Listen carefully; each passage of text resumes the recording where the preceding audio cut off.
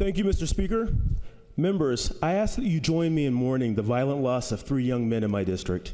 On Saturday, March 25th, 3 young residents of North Portland were shot and killed while in their vehicle near University Park.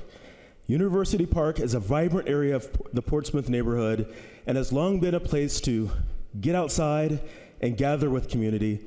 Now residents are afraid to leave their homes, to drive down the street, to walk their dog. This does not have to be our way of life.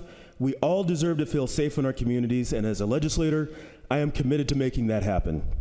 We can and should enact change and save lives. We can give my constituents and all Oregonians peace of mind in the wake of a brutal attack. We can support this session's gun violence prevention package when it comes before us in committee and here on the House floor. This package is the result of extensive outreach with communities across the state, including gun owners and enthusiasts, hunters, retailers, the Department of Justice, local governments, advocates, and survivors of gun violence. It will take on gun crimes and violence and prioritize public safety, all while respecting responsible gun owners. It is the balance between individual liberty and public safety.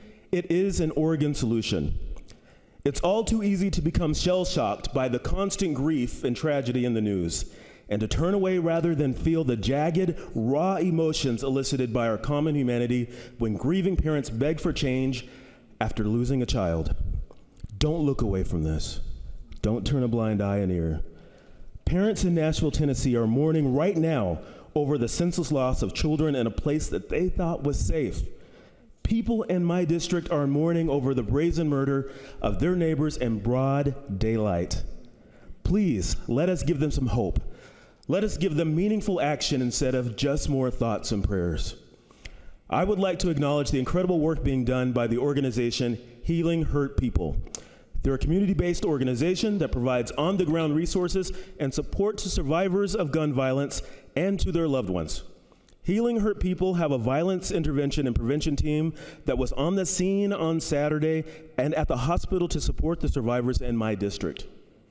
They work not only to connect people to resources in the aftermath, but they also prevent retaliatory violence.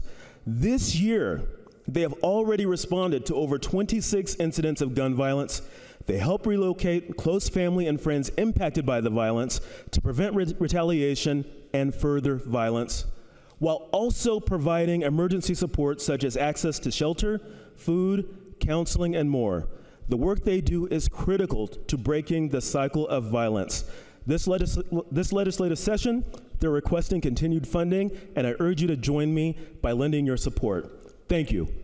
Colleagues, yesterday I spoke about the tragic event that happened in my district, where 3 young men were shot and killed in broad daylight.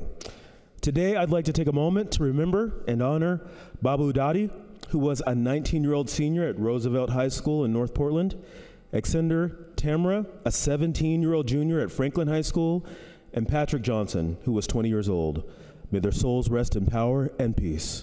Please join me in a moment of silence for these young men.